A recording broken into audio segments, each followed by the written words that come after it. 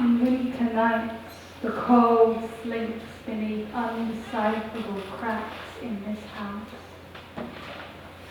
Slow mounting spills of cold, curious crystal fingers of cold, remind you how long it's been since you were touched so near the center of you.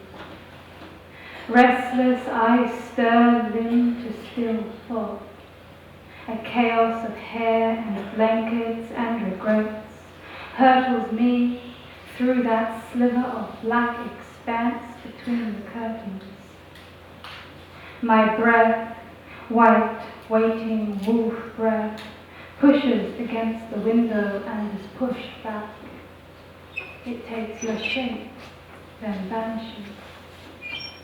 And suddenly, I'm counting how many winters it's been since a poem came to me unbid and kneeling begged to be given flight.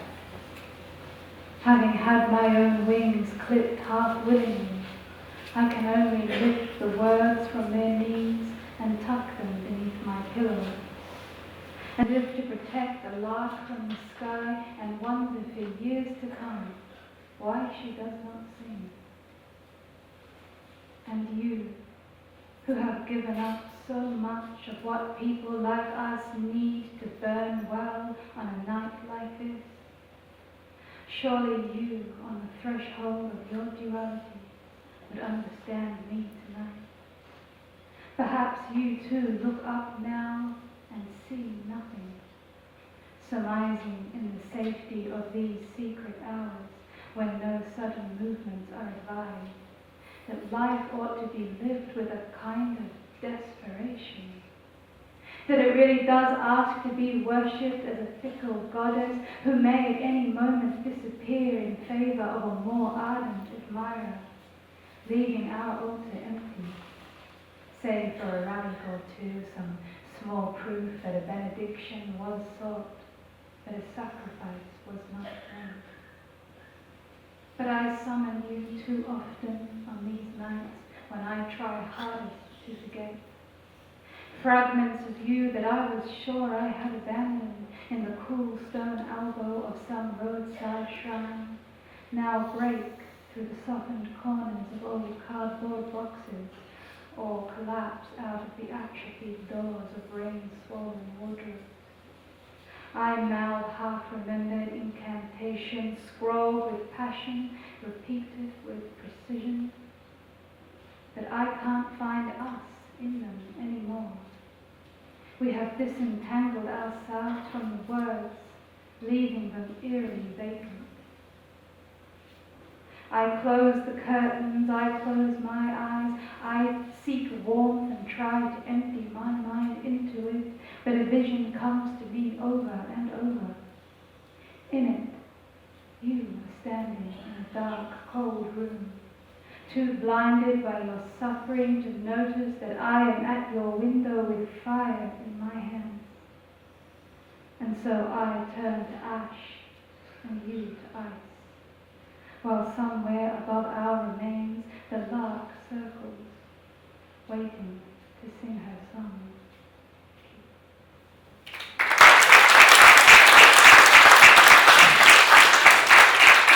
You never came round when I was down and reeling. Now you explain myself to me, that I got through it with ease, and that it's harder for you who has never been down on your knees, while I cannot deny that I was born kneeling.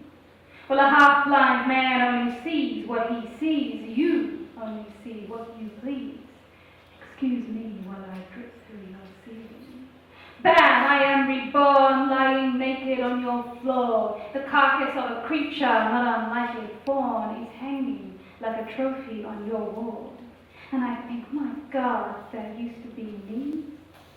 There seems to be some kind of party going on at your place. The women are seated in rows and they all have variations of the same face. You always were a man of a particular taste. The youngest among them is questioning one and all. She says, so Jesus was a healer and Mary Magdalene a whore, but who was it healed Jesus behind closed doors? Was it God or was it a woman? And someone else bends over me and says, hey, haven't I seen you here before? But I have no clue who they think I could be. There's a poet standing on your dining room table. Her eyes resemble lotus petals, and she seems to be saying something wise to a small man with claws stapled to his sides, which now begin to rise and reach for her. I wait for her to fold. She stands straight and bold, delivering verses without fear. I crane my neck to hear, but cannot make the words out very clearly. I think, my God, am I insane? Have I anyone to blame? Was life always this bizarre and this lonely? By way of reply, the poet with the lotus eyes offers me a disguise and implies that if I'm serious, she can show me a way out of here. I have nothing to lose, no name and no excuse, so I say, well, okay, but will it be very difficult or very painful?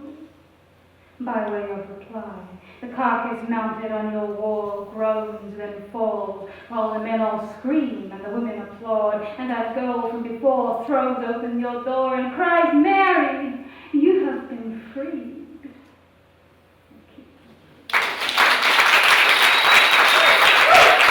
When I was small, I watched village women cluster around death like hive creatures. Encasing the bereaved, they would weave a circle of wailing, a methodical guttural drone, as if to whisk the steady gush of streams into tidal waves, and then be done. Here, when someone dies, they prize the soft sound of love from your mouth, and with clinical precision shove the angular spires of grief in its place. Like a wild horse's first riding bit, it draws the metallic taste, the too much Vegemite taste. Invariably, someone will pat you on the shoulder gruffly and reassure you that you will grow used to it. No one tells you how to adjust, only that failure to adjust is a disorder. Hiveless, I will myself anew. Skin ripping pearly tendrils vertical across hip bones, jaw grinding and dislocating over empty shapes in life that my father used to fill. I can't find space for my